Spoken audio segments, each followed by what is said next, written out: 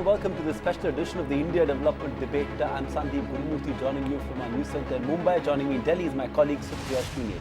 Now, for decades, any conversation on India's development agenda centered around economic progress, infrastructure, agriculture, healthcare and education. But one massive movement has put universal sanitation at the core of India's development agenda. Make no mistake, there is compelling economic rationale to do so, as the World Bank estimates that lack of sanitation costs India about 6% of our GDP. Indeed, and so it is only apt that as the Swachh Bharat mission completes 3 years, India Development Debate, a show that's committed to India's development, takes stock of the remarkable progress that has been made under this mission so far and the challenges that lie ahead. At stake, after all, is not just economic growth and a clean India that all of us desire, of course, but the dignity of women, their safety and the future of India's workforce. This is a special edition of the India Development Debate, and today we're discussing the economics of the Swachh Bharat mission. India must be a clean country, not because cleanliness is next to godliness, but because it makes social, economic and business sense to be clean. It all began with the Prime Minister's clarion call on August 15th, 2 years back, for a Swachh Bharat to make India completely free of open defecation by October 2019, the Mahatma's 150th birth anniversary. Team India की सबसे महत्वपूर्ण जन जन को छूने वाली कोई बात है तो वो स्वच्छता का अभियान है। 3 years later, he asserts progress has been made. इस काम में हम लगे रहे और लगे इसलिए रहे कि मुझे पूरा भरोसा था कि महात्मा जी ने जो कहा है, बापू ने जो कहा है, वो रास्ता गलत हो ही नहीं सकता। 2022 तक हमने देश को ऐसी जगह पे पहुंचा के रखना है, ऐसे चुप नहीं बैठना है। So why is Swachh Bharat crucial? Because 320 million people in India defecate out in the open, which is 52.3% of people in South Asia and nearly 35% of the 1.1 billion who do that globally. In fact, India defecates nearly 60,000 tons in the open, which, believe it or not, weighs as much as 180 A380 aircraft. 188,000 children die due to diarrhea in this country, and World Bank estimates that 40% of India's children are physically and cognitively stunted due to lack of hygiene. Yes, progress has been made on the plan to construct 12 million toilets by October 2019 at a cost of about 2 lakh crore rupees. In fact, it is heartening to report that 68.7% of rural households now have a toilet, compared to a failed 38% exactly 3 years back when the mission was launched. Nearly 5 crore household toilets have been constructed in rural areas since October of 2014, of which 96 lakhs have been constructed in this fiscal alone. And that has ensured that from a 550 million Indians who openly defecated in October 2014, the number is now down to 320 million. India now boasts of nearly 2.5 lakh open defecation-free villages, which is a big jump from just 47,300 in fiscal year 16. Kerala, Himachal Pradesh, Uttarakhand and Haryana have now joined Sikkim in being the 5 open defecation-free states of the country. And all of this is not in vain. There is economic rationale for sanitation. According to the World Bank, lack of sanitation costs India 6% of GDP growth. A UNICEF survey clearly finds out that a family saves 50,000 rupees a year by investing in a toilet, a 430% return on toilet investment. Simply put, a rupee invested in a toilet saves 4 rupees and 30 paisa. Because sanitation helps avert medical costs, it averts mortality and helps save time. There are states that are moving fast and others who lag behind. UP, for instance, has just 50% toilet coverage and Bihar has 32%. So there is a long way to go. According to the Quality Council of India survey, there is a 91% usage of toilets that have been built, and so there is room for both mindset and behavioral change. But besides building toilets, waste management is the other big part of the Swachh Bharat mission. About 75% of the 1.7 lakh tons of municipal waste that our cities and towns generate goes to dumping yards untreated, and civic bodies cover only half of the 81,000 municipal wards through the door-to-door collection. So generating wealth by effective management of solid and liquid waste is a big focus area. Besides private sector playing a more active role and contributions by the affluent Indians, a change in mindset regarding caste-associated cleanliness activities are the big hurdles to Swachh Bharat. but one that India must cross at all costs. And that's the debate on the India Development Debate this evening. It's indeed a pleasure to welcome a very, very special panel right here on the show. This evening we've got Mr. P. Iyer, Secretary Sanitation, Nicholas Oswald from UNICEF, Garma Mithal, District Commissioner Mahendragarh, and of course somebody who's been working on that mission very closely. And to represent corporate views, we're joined by eminent banker Naina Lalkidwai. Thanks very much each one of you for being with us. Mr. Iyer, I'm going to begin with you. You in some sense mark the lateral entry. You in some sense also mark, how seriously this mission is being taken. India has seen many sanitation programs over the year, and we're not going to deny that. But the most striking feature of Swachh Bharat really is that it marks a policy shift from output to outcome, really. It's doing away with just building toilets in villages, but actually talking about making those villages open defecation free. Do you believe that is the big policy shift that has happened, and that is what is perhaps working for this mission? No, absolutely, Supriya. I think a couple of things on the policy shift. The first is the big idea the Prime Minister put on the table when he launched the mission in October 2014. Till then, sanitation had been incremental, rather drip. The Prime Minister put a very big, bold idea on the table that India would become open defecation free in 5 years at the 150th birth anniversary of Mahatma Gandhi. And the second point you mentioned correctly is the shift from outputs to outcomes. Hitherto, it had been all about building toilets, so construction was the focus. The Swachh Bharat mission is not really about infrastructure. It's about behavior change. How do you shift the habits of deeply ingrained behavior in Indians, and that to do it at scale and in a period of 5 years? So open defecation-free villages signify the village's commitment to an understanding of the importance of keeping that entire village open defecation-free, of all households having access to toilets, and most importantly, using them. Right, it's a good point you made, and Ms. Mittal, I want to come to you, because like Mr. Iyer pointed out, it's not just about an infrastructure issue. It's about a mindset change, a behavioral and cultural change, if I may use that word. How tough was it to change the cultural mindset or the behavioral mindset of 60 crore Indians? I mean, considerable progress has been made. A lot more work needs to be done. But how challenging was it, since you work at the district level? Yeah, initially we were very surprised at whether we will be able to achieve this insurmountable target that we were given.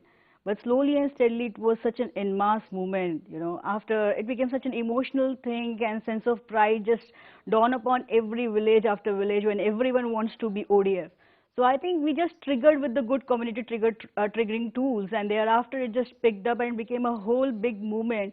And it just took a momentum and reached to the level when Haryana became the first state to be ODF rural. So it actually worked with the community mobilization and the triggering that we have done. All right, so this mission really requires, and if the viewer is really, putting it across, the whole effort of this debate really is that we want to bring about this behavioral change, because Swachh Bharat or the Swachh Bharat mission cannot happen just by the government or just by corporate India or just by putting in funds there. I think each one of us needs to contribute to this. Every time we spit on the road, or every time we do something that makes our country dirty, we are defying the Swachh Bharat mission. And that's just a stand that we at ET now take, that we will not delify our cities. But Nicholas, I'm going to come to you. There is also this whole economics of Swachh Bharat. There's also this economics of sanitation. This is not a free lunch. UNICEF, in fact, I was reading a study, estimates that on an average, a family that invests in a toilet saves about 50,000 rupees a year. And that's a big number for people in rural India and everywhere else. Can you explain the economics of this sanitation? How did you arrive at that figure, really? Yes, indeed. Going back to the introduction of this debate, you mentioned that India was losing 6% of its GDP every year. This is $53 billion lost every year. And we just finalized a cost-benefit study showing that indeed each household living in an ODF, open defecation-free environment, is making savings up to 50,000 rupees per year. And this is considering first the medical cost averted, Second, it's the time saved, especially time of being ill. And the third one is about death averted, because let's remind ourselves that diarrhea is the third killer of children in India. And so 50,000 is the figure we came with. And if you compare costs and benefits over several years, then the study shows that saving exceeds cost by 4.3 times. So this is a fourfold return on every rupee invested in this sanitation campaign. And one last very important point is that the study found that it is more beneficial to the poorest quintile of the population, the poorest households, more than the richest households. So that's a very interesting finding, that because this is the objective of this program. Let me throw that back to you, Mr. Iyer. You know, the compelling case for massive investments, you know, a huge amount of investment has been made by the government itself, topped up by state governments in the Swachh Bharat mission. But from a pure economic rationale point of view, how would you sort of justify the scale of investments that have been made and the fact that we still need a lot more investment coming in from corporate India and, of course, from individual households as well? Sure. Now, as you mentioned, you know, and as Nicholas rightly pointed out, there is a huge economic return on sanitation, in addition to the basic issue of the dignity of women, health impact, and so on. So like the World Bank study estimated that the lack of sanitation costs over 6% of GDP, the most recent study by UNICEF has taken that even further and taken it down to the micro level. I mean, look at the compelling case. If every household in India, particularly the really poor rural households, can earn as much as 50,000 rupees in investing in sanitation, that's a huge return. But beyond that, look at the health impact. There's another study which shows that open defecation-free districts have got a clear return in terms of reduction in diarrheal diseases. This again, you know, in terms of health costs saved, has got huge economic impact. So I think from every point of view, because sanitation is a public good, the public investment is well worth it. There's a high return on it, and now we need to draw upon even more private investment, and you know, that's happening. The corporate sector is investing in the Swachh Bharat course. They're making their own contributions. Corporate groups have invested and recruited 600 young professionals, one in each district in India, to push the program along. So I think the corporate sector is making its contribution, but I think they need to do even more. The economics of sanitation is out there to be proved. It's the return on investments that we are now talking about. And from a public investment point of view, it's good because, you know, public healthcare is largely taken off if, you know, our villages are clean and there's less open defecation. But from a corporate India point of view, what's your take? I mean, what sort of investment returns do you see? And I'm not just talking about, you know, capital return on investment, but otherwise as well.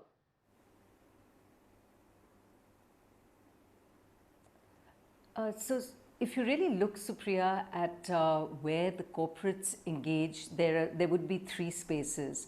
One is the whole area of CSR, and there the rallying call by the Prime Minister, by the government, has been heard. It's in fact requiring a lot of changes by the corporates as to how they did CSR, where traditionally they looked at education, they looked at health, and now they are really looking at sanitation. And to tell you how we at the India Sanitation Coalition, which is a coalition for all players, corporates, not-for-profits, funders, donors, multilateral institutions, research institutions, to come together in order to address some of these challenges. So the way we actually suggest the corporate looks at it is, if you're in education, you can't ignore sanitation in schools and the training and behavior change that should come through schools. So sanitation underpins education. Health, you just heard from Secretary Paramaiar how critical that is as an agenda, and sanitation within that. So in fact, we can pick up the threads of sanitation no matter where a corporate engages in CSR and embed sanitation in whatever program they're doing. So that is one way that we can come at it, because sanitation is critical no matter where and what vertical you're working at from a CSR perspective.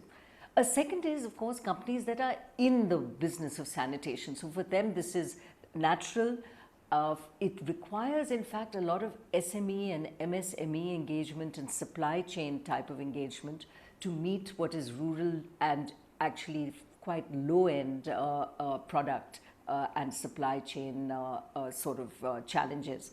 But wherever it be, whether it is rural marts that are required or indeed sanitation, which requires technology and changes, because we are encouraging corporates in their research to ensure that there's less water, for example, that required, or where the technology is not so important, and Param Iyer has been quite famous in calling the twin pit technology, which is really a very basic technology, as the gold standard of sanitation, which it is.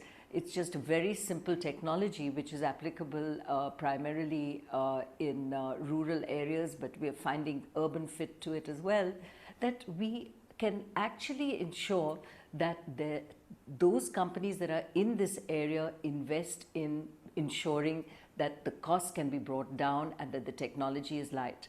And the third area, which is a very new area for us and I think is a huge solution for urban sanitation, is around entrepreneurship. So can we create an ecosystem where young people will go in with a corporate agenda and ensure that they can make money as entrepreneurs, and do this by providing sanitation and sanitation services. Huge jobs to be created there and profits for those that want to enter this space. The ecosystem has to be right. Our municipal corporations have to welcome such investment and set the agenda so that private players, contractors, entrepreneurs can enter this space. So many ways for corporates to engage. And I would just add a fourth, which we are working on, which is corporate engagement through its own employees. We have a program which in fact was conceived by Hindustan Unilever, which they run in their factories, which we at the India Sanitation Coalition are aiding in taking to other companies, where their own corporates, their factory workers, can be the agents of change. So they bring the entire agenda of WASH, of hygiene and sanitation into the villages around the factories where the corporates' factories exist. So there are many threads to the way corporates can engage. But I agree with Param, clearly corporates can do more than is happening today. Nicholas, come in on that, because you bring a certain amount of international experience as well. Of the threads that Naina spoke about in terms of corporate engagement, because clearly the government can do so much, but it needs to be a mass movement for it to have a sort of significant transformative effect. How do you see corporates engaging more? I was intrigued with the point that Naina Kidwai made about how you could build an ecosystem, create an entrepreneurship around sanitation. How feasible is that in a country like India? Are there models that we could import from other countries globally that could sort of create some sort of an entrepreneurial ecosystem around sanitation? Yes, indeed. As mentioned previously, this program is about behavior change. So here the corporates are a very important example to show. To turn this issue of sanitation into business is an example by itself. And yes, there are good business opportunities with sanitation, especially in urban areas, on the issue of sludge management, on solid and liquid waste management. And there is something very important. It's the value chain of sanitation. We can turn fecal sludge into manure. We can have the recycling business. And so there is here a very great opportunity with the amount of waste being generated in India and the dynamism of the private sector. And there is more to be brought here, where we can plug those two together in order to have a more vibrant investment of the private sector for sanitation. And there are lots of examples from the global experience in developed countries, also in developing countries in Africa, where we have seen big business flourishing, especially in the area of fecal sludge management and waste. And there are many examples, and UNICEF will try to provide this learning, where we'll bring success stories from out of the country in India, so that we can inspire the Indian entrepreneurs to follow that lead, because there is a huge opportunity which is completely not yet exploited. And that's the major opportunities. It's a major investment that we'll have to do in coming months in India. Okay, the Spencer Okay, there's plenty that the UNICEF can bring to the table, but Mr. Iyer, I'm going to throw a statistic at you, and World Bank estimates that 40% of India's children are physically and cognitively stunted, and a lot of this really roots back to poor sanitation and poor, habits. And that, of course, has a direct correlation to our productivity, does it not? And so in that sense, we can keep talking about return on investments and we can keep talking about private sector participation, but it directly boils down to the very big elephant in the room, and that is productivity in our country. Supriya, you've put your finger on a very, very important point. And in fact, that's one of the important reasons for having Swachh Bharat. As you rightly pointed out, 40% of our kids are stunted, not just physically, but cognitively as well. There is a clear connection, scientifically established, between the lack of sanitation and stunting. There is a condition known as environmental enteropathy, which basically, the intestines, the villi of the intestines which absorb the food, they get corroded over time due to chronic diarrhea. And therefore, the lack of sanitation is a major cause of stunting. And as you rightly pointed out, if you don't have a productive workforce, if 40% of our kids are stunted, it's directly impacting programs like Skills India. All the more reason to promote safe sanitation, which is what the Swachh Bharat mission is promoting. Okay, let's talk about how have districts moved forward on this? And Ms. Mittal, I'm going to come to you. Tell us what are the tools that sort of you have used to push through the Swachh Bharat mission at a district level. What are the tools at your disposal? Because frankly, a lot can be done only if things get implemented at a district level or maybe even at a more granular manner. So, what are the tools at your disposal, or what are the tools that you have used effectively to achieve the progress that you have? In this I like to first of all focus on this our Chief Minister had always given us a call that Swachh Bharat mission is our first priority, and it was monitored through the CM's office directly. He gave us a target for November 2017, and I'm very happy, very glad to put on record that it was June 23rd, 2017 when we were ODF, the whole state was ODF.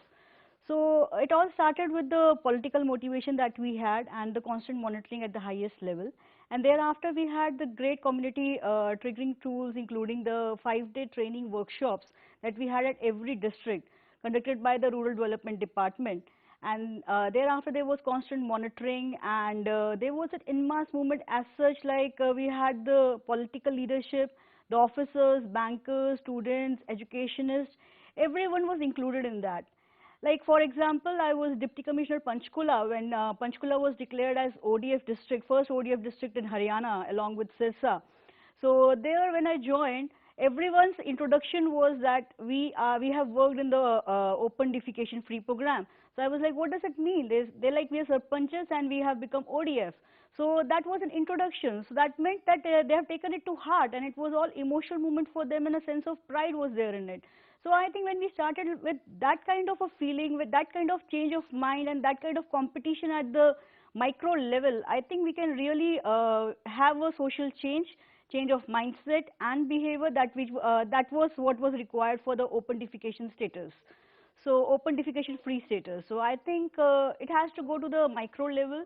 It has to become a mass movement at the village level that we were able to do. And then there was a competition. I'll also like to put on record one more experience that I had. There was a last mile issue. Like the 5% people, they were very adamant that they will not gonna make any toilets and they will not become ODF, maybe some political reasons, maybe they had some rivalry within the village. So what happened was, then we told them, why don't we, the DC and the ADC used to go often to the villages, and then we told them, why don't we make a list of these 12 villages in Panchkula and put them in the newspapers. So let the media know that these villages are adamant and they are bringing the whole district down. The elderlies in those villages, they said, if we do this, then no one will send their daughters to our villages. They will not get married here, and then we will have all bachelors. So it's all wrong if we go for something like this, and we should make toilets. So I think in the last 5% of the villages, we have to adopt this kind of strategy also. So mostly it was the mobilization, and in the end, I think we had to take some measures also. They were hard enough to actually motivate them to make toilets, and then finally we could have the ODF status.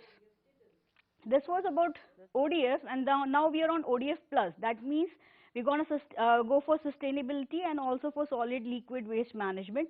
Here also we have lots of innovations, like we had a discussion about having a 3-pond system, 5-pond system. But in Panipat, we are having an experimentation and innovation where we're having a soak pit in every house. That means the water doesn't come out. We are treating that water inside that house itself, so less grey water comes out. So, yeah. So these kind of things are really helping us out. I'm just going to interrupt you there for a second, because I mean it's an interesting thing that you speak about, and I think largely reflected in the movie that came as well, Toilet, and I think that has such a social message there. But Mr. Iyer, you know, you are from a policy point of view, I'm just going to turn focus there. You are confident that at least 10 to 11 states will declare themselves open defecation free by March of 2018. But look at the geographical spread of this menace. I mean, UP has only 50% toilet coverage. Bihar has just 32%. It's a long way to go, because this is where the mass of the population also really is. Yeah, it's a good point. And, you know, it is a fact that there are 4 states which have coverage below 50%. But this is a historical legacy. And I have to report that all these states, particularly the ones with low coverage, are making accelerated efforts to become open defecation free and become clean. We focus from the Government of India a little bit more on these states by way of technical assistance, the financial incentive, the capacity building. And, you know, over the last 15 days or so, after the Prime Minister announced the Swachhata Hi Seva accelerated campaign from 15 September to 2nd October, the 3rd anniversary of Swachh Bharat, there's been a huge mass movement across the country, Supriya. Very glad to report that 3 crore people have participated. There have been huge Shramdan activities. The day the Honorable President launched the program in Kanpur on 15th September, in parallel, all Gram Panchayats in India were doing Shramdan. So this accelerated movement, we are confident, will go well beyond 2nd October and build up the momentum for the remaining 2 years. But coming back to the states, as I said, as you pointed out yourself, we expect about 11 states to become open defecation free by March 18. And I think that the states which you mentioned, the low coverage states, they're accelerating efforts. You will see there's been a huge momentum shift in the last 15 months, and we're confident this will accelerate even further. But importantly, I wanted to mention that we are very, very focused, as Garima mentioned, on sustaining of ODF. It's not just about achieving it, like the balance sheet at 31st March. It's about how to sustain it further, how to have mechanisms which will sustain it, and how to make sure that whatever is achieved stays there for a long time, and that's the effort. Right. Mr. Kidwai, come in on that. You know, we'll talk about the sustainability a little later in the show, but, you know, water and sanitation, as you'd appreciate, at the end of the day is a state subject. So, you know, despite good intentions, the impact rests a lot on the state government. And is that a big challenge, and which is why we see sort of, you know, a difference in sort of huge divergence as far as this is concerned, admitted that there are legacy issues as well, and the need for state governments to also then pump in more money into programs like this. Is that a key challenge, do you think, implementation at the level of state governments? Well, you're hearing how important the political agenda is from the top, and fortunately the tone at the top is brilliant. Across every state, every chief minister, including the underperforming ones, have embraced this completely. I think the administration is very key, and you're hearing from brilliant practitioners like Ms. Mittal in terms of the success that comes from great leadership at the collector level and down at that working level, which becomes key, because galvanizing communities, working with communities, and I thought, you know, the innovative ways that were used, as she's so well described, to get that last mile connecting in by shaming them into joining the movement, are all so critical in terms of the way that implementation happens. And I have over the years found that in government schemes, that missing link is often the collector, that government appointee on the ground, because you need a champion, you need someone who can take this through. We're also very fortunate that at a government level, we have someone like Param Iyer, who has come from a background in water and sanitation. I don't know how well this is known, and kudos to the government that hires back an IAS officer who has gone off to the World Bank, is working in water and sanitation, and he's come back with all the knowledge of being an IAS officer and experience in the space to implement in India. And this is also a very important link. Political, yes, but the admin, the bureaucracy, the systems and the communities on the ground, which are being galvanized as such, become a very important part of this. So state leadership, but state implementation are both very key as we go ahead. And partnerships, the ability to create those partnerships. So I have seen villages where some of the not-for-profits who are part of our sanitation coalition, where they have gone in, and they can do a lot of the hand-holding on the ground for the behavior change, for the signing up for the change, for making sure that the village understands why ODF is important. And ODF, I mean, has become the language of villages. Villages actually quoting ODF back at you becomes an amazing change, and it can happen in as little as 3 months because the techniques and the way to get this done now has been mastered by both the state government at the working level and the not-for-profits. But these collaborations, I think, are also very important, and clearly organizations like UNICEF have worked long and hard at this, and their experience becomes invaluable to replicate again and again and again. Right. No, I think that's a very valid point, and I'm not saying this because Mr. Iyer is a part of this show, but I think there's a very strong message that the government has delivered by getting him as a subject matter expert into this. But Nicholas, I'm going to come to you. The point that Naina was making that, UNICEF has done studies worldwide that we can use. Let me point out something. Yes, we've made considerable progress in terms of building those toilets, but there is mixed report on usage. Are enough people using it or not is really the big question. Do we have independent data, independent studies that support what sort of conversion has happened from those toilets being built to how many are using them? Yes, this is a critical question. When the Prime Minister launched the Swachh Bharat mission, it's the worst, biggest ever sanitation drive. However, to make history, India this program must be successful, and the success lies in usage of toilets. So here, thanks to the strong push of the government on open defecation free, which is a behavior change aspect and not just building latrines, this is starting to pay. So yes, we have independent reviews and surveys, such the one just carried out by the Quality Council of India, over 120,000 households. So this is a very robust evidence, and showing a usage of the toilets of 90%. Other studies that were carried out shows 85%, other studies shows 95%. So it brings this average around 90%. This being said, we must continue to focus on this multiple source of information to monitor. It's a very complex affair, behavior change. It's not just counting toilets.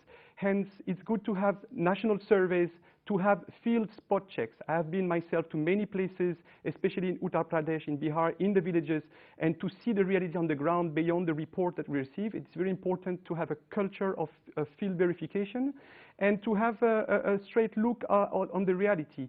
So the picture is 90% usage today, and this really needs to be sustained through the social movement mentioned by the colleagues, Mr. Iyer and others, the social movement which involves all forces in India, government, people, communities, private sector, and religious leaders also, and academics, so that this science of behavior change is, the expertise for the science is really strengthened, so that this can be monitored through time and sustained around 90%, which is, according to the global knowledge we have on sanitation, 90% usage on the sanitation program compared to the world is outstanding. It's a really great achievement, which needs to be sustained. Okay, let's talk about the link or the underlying link between caste and sanitation. And Ms. Garima Mittal, I want to throw this to you because again, you work at the district level, so you probably have a better pulse of this, of this underlying link.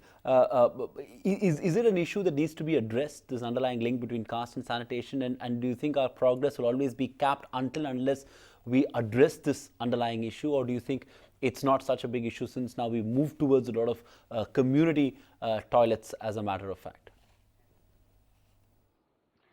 As in my personal experience, I've worked as an additional deputy commissioner in 3 districts and as deputy commissioner in 2 districts. So I personally don't feel that this is such a big issue. because once it becomes a community movement, it just takes everyone in its own tide, and it doesn't matter which caste you belong to. It's a village as such as one unit who tries to be an ODF, who wants that symbolic identity as an ODF village, and it becomes a sense of pride for them. So I think the caste issues and all these matters, they dissolve and they become like one unit, and I think the village itself is putting upfront an identity, and we should respect it. So I think it's not an important matter. In fact, on record, I like to put that in Mewat, we have 70,000 people making their own toilets and using them. And also in other belts where we had issues like in Kalka, that probably some villages with specific caste, they will not make toilets. This has not happened. So I strongly refute this point that caste is an important factor. I'm quite surprised you say that, because if you actually see, I mean, traditionally it's a certain caste that has been associated with doing cleanliness. But if that change is coming about, it's very heartening to hear that. At least it's coming out in places like Haryana. We do hope that Bihar and UP will catch up as well, because caste is so entrenched in how cleanliness has been done in this country. But Mr. Iyer, let me throw this other question to you, and this is kind of disturbing, at least the recent spate of events that have happened and the tragic deaths. How far are we away from eliminating manual scavenging altogether? Look, I've been reading these reports as well, and it is disturbing. Now, manual scavenging is against the law. It's actually managed by the Ministry of Social Justice and Empowerment as a legal issue, and it's more a problem in urban areas, in municipalities. In rural areas, for us, the issue is brought down to the conversion of insanitary toilets to sanitary toilets, which has made very good progress. I think it's almost fully achieved at the moment. We monitor it very closely. And in rural areas, again, it's more about the emptying of pits. Now, as Naina mentioned, the twin pit technology is probably the safest and most environmentally free technology, from which, as Garima very rightly pointed out, there's no caste issue involved. There is wealth in waste, and once one of the pit dries up, you can actually take it out with your hand and use it as manure. So I think it is an issue, as you mentioned, Supriya. It needs to be addressed. I think the urban ministry is addressing it in particular, and the conversion of insanitary to sanitary is almost fully complete in rural areas. We will touch upon waste in just a moment from now, but Mr. Iyer, I have a quick question, because ultimately water and sanitation go hand in hand. You handle both those portfolios as well. Where are we in providing piped water supply to all open defecation villages? Because that's critical, isn't it, going forward? Excellent question. They do go hand in hand, water and sanitation. So the government has addressed this at a couple of levels. At the policy level, all open defecation free villages will get piped water supply on priority. I think that's a very important incentive to these villages. So out of the 250,000 villages which have become open defecation free, and by the way, most of these have happened in the last 15 months, almost 60% of them have now got piped water supply. And conversely, all the villages which have piped water supply will now become open defecation free on priority. The other, at a sort of technical and implementation level, in rural areas, Naina rightly mentioned technology is a major issue where corporates are helping us. The concept of a steep slope rural pan, which basically means that the toilet in a rural area requires much less water for flushing. So the rural pan requires about 1.5 liters of water to flush, as opposed to the urban pan, which typically takes 4 to 5 liters. So that's at a technology level. But even if you don't have piped water supply, you can still use a bucket from a hand pump, which many people are using. So although, as you rightly pointed out, it's very important to have water supply for sanitation, it's not the critical issue which is preventing it. You do have water, and obviously we want to encourage piped water supply in open defecation-free villages. The underlying message is, where there is no piped water, don't be dissuaded from using those toilets, because you can always use a bucket with pump water, and I think that's an important point there, till of course water reaches your toilets as well. But Nicholas, I'm going to come to you, and we did say we'll touch upon waste management. Just throwing a few statistics to the way of our viewers and also to you. About 75% of the 1.7 lakh tons of municipal waste, which is actually called garbage, that Indian cities and towns generate, goes to landfill sites or dumping yards that are untreated. And civic bodies actually cover nearly half of the municipal wards through their door-to-door collection. how does one address this issue? It's all very good to say that we can be an open defecation free society. It's all very good to say that we will treat our wastage. But the fact is that how do you begin doing that? Because, I mean, look at the lacuna in what the municipal bodies can cover vis-a-vis what we are generating. Yeah, the issue of fecal sludge is really important. If you manage to change the behaviors and then the sludge goes back to the environment and treated, that's a major issue, especially in urban areas. And here it goes back to the discussions we had a bit before. I think there is a very good opportunity, as in other countries in the world, to have the private sector and to go towards a professionalization of sanitation.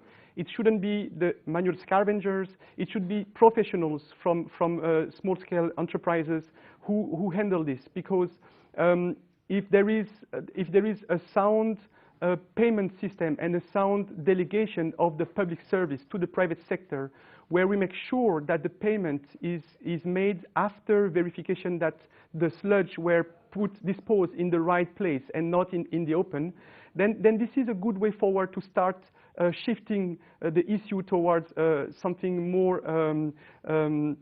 successful in terms of fecal sludge management. So the first point is really about this public-private partnership. And then it's all the vibrant private sector from India. It's all the innovations in terms of sanitation value chain that we can have. I met entrepreneurs in various places of the country, and what they are doing is it's very interesting in terms of reuse and recycling and the money they're making out of it. The issue is that there is still a small number and a small interest, and this is where we can really boost this sanitation value chain and turn waste into gold, into economic value. This has been done in many places, including in Europe. It's working well, and I don't see why, considering the assets that we have in India, it couldn't be also achieved here if we really provide the capacities to the private sector under the supervision of the government, the control of the government, to provide those services in urban area. Mm-hmm. Obviously, there is the private sector has to play a role here. So, Ms. Kidwai, I have to throw this to you. Talk to us about the potential of generating wealth from good, solid and liquid sort of resource management. What's the potential there? Where are we? And you spoke earlier about the entrepreneurial ecosystem that needs to come in as far as waste management is concerned. How do we make rapid progress on that front? So if you'll begin to look at this whole space, and I want to make a distinction between solid waste management and fecal sludge management, because in fact the area that we at the India Sanitation Coalition are working on is more on the fecal sludge management side, and I believe that requires focus because we're doing this amazing exercise of putting all the shit back sort of into a toilet, and if it goes straight back into our water bodies and fields, then it's going to be one of the most expensive disasters in history. However, if we can treat this as we must, from the point where it goes from the toilet into ideally wealth, then it becomes one of the most amazing success stories. And the focus therefore has to be on treatment. And the problem really is very much more an urban one than a rural one, because the rural technology, as you heard from Paramayar on twin pit technology, actually takes care of a lot of that. At the urban level, and I've written about this, it's going to be years before we have sewage systems, the old big pipes with huge sewage plants doing 100% coverage.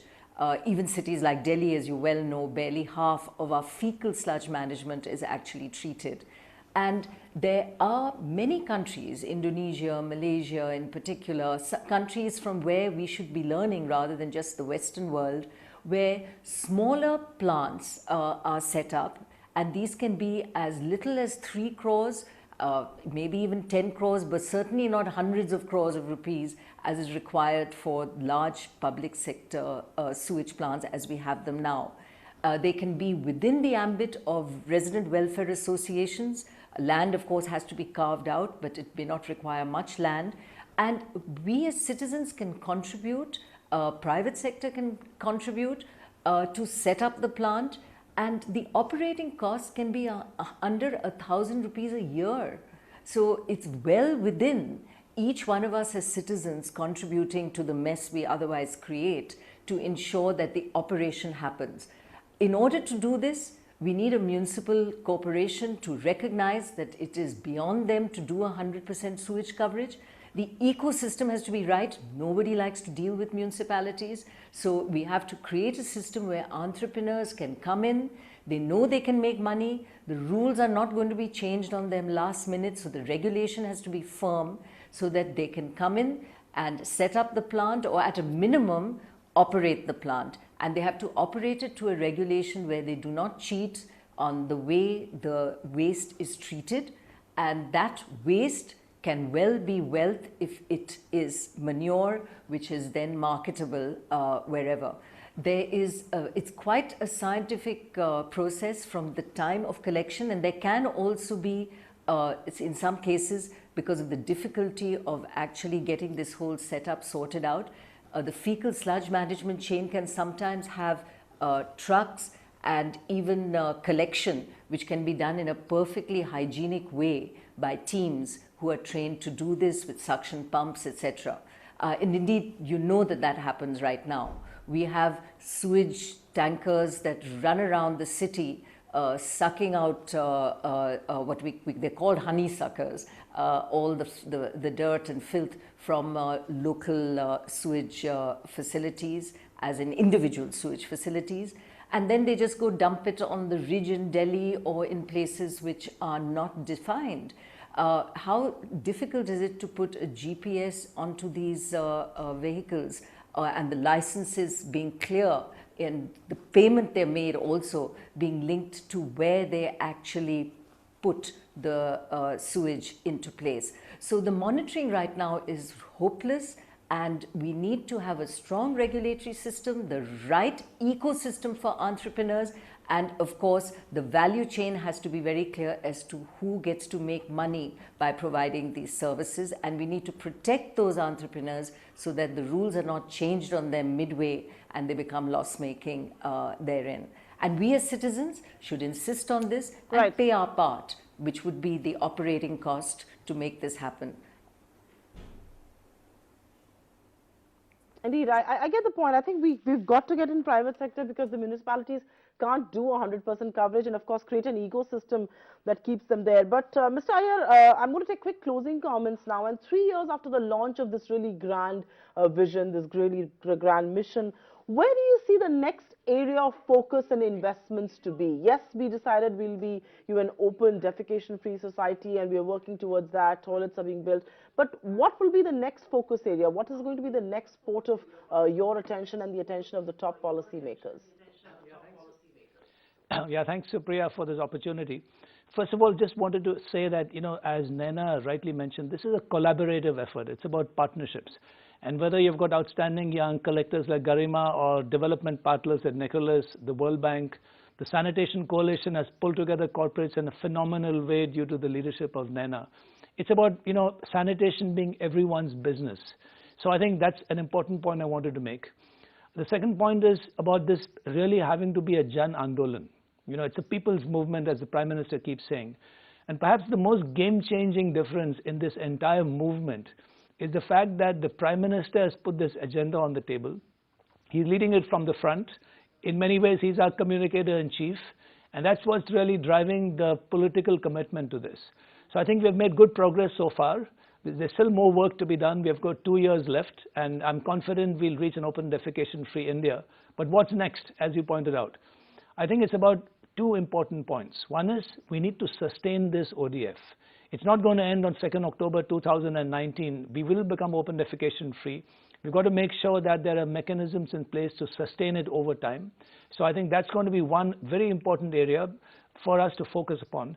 The second is about what we call ODF Plus, which is about solid and liquid waste management, which is happening at the moment both in urban and rural, but requires much more investment. So going forward, if we really want to have a clean India, we'll have to focus on this. We'll have to make it an economic movement. There's got to be a return on it. So how do we generate wealth from waste? All the panelists have spoken about. I think that's going to be the focus, because unless there's a return on investment, it'll be difficult to sustain it in the long term. We're very confident about the progress we've made so far and the target to be achieved. and we will have to work much harder in the remaining 2 years, and then even harder in the period beyond that. But thanks again to the media, to ET Now for putting this squarely on the agenda, and I think that's really given it the push it deserves. Right, we're just playing our part. Ms. Garima Mittal, I'll let you have the last word since you're sort of working at the last mile. And on a lighter note, I want you to share an interesting anecdote of how this program has transformed lives, of a story of a young girl or a sort of aspiring student or a family that through which our viewers could understand the impact and the tectonic shift that we could potentially bring about through the success of this mission. I think at the district level and at the village level, it has touched many lives. And the incidents that comes to my mind, I remember in Panchkula, there were 2 sisters in a family, and there were only 2 daughters, so there was no son. So that those 2 daughters, they insisted upon their father that we want a toilet at whatever cost. And they didn't have a mother, so like they had to fight for themselves. And these 2 girls in a remote hilly area of Panchkula, they insisted again and again till the father had to give in. And thereafter they made their toilet, and they were actually appreciated by none other than the Chief Minister of Haryana, Shri Manohar Lal Khattar ji. So I was very happy and I was very proud of women empowerment at such a young age, that those 2 girls without a mother, they could really impress upon their father, and they could achieve such a recognition at the district level, and we were really proud of them. Indeed, it should really be a pride moment when women stand up for their rights, and they get it because they ask for it and they will not take no for an answer. But this is also so much about India's productivity, about women's safety, about their dignity. It's not just about a Swachh Bharat alone. So that campaign is so encompassing. But thank you, Mr. Iyer, for helping us put this together. It's been a fascinating discussion, something very close to our hearts indeed. Thanks, Nicholas, for being with us, Ms. Naina Arkidwai and Garima Mittal. Can't appreciate your perspective enough on the show on ET Now. The success of Swachh Bharat mission lies not just in the fact that 49,746,215 toilets have been constructed, or the fact that 6 states, 208 districts, nearly 2.5 lakh villages have declared themselves open defecation free. But the fact that we're talking about it, the fact that it has captured the nation's imagination, the fact that it is not just another government program, but a mass movement. Play your part. And thanks for watching this special edition of the India Development Debate.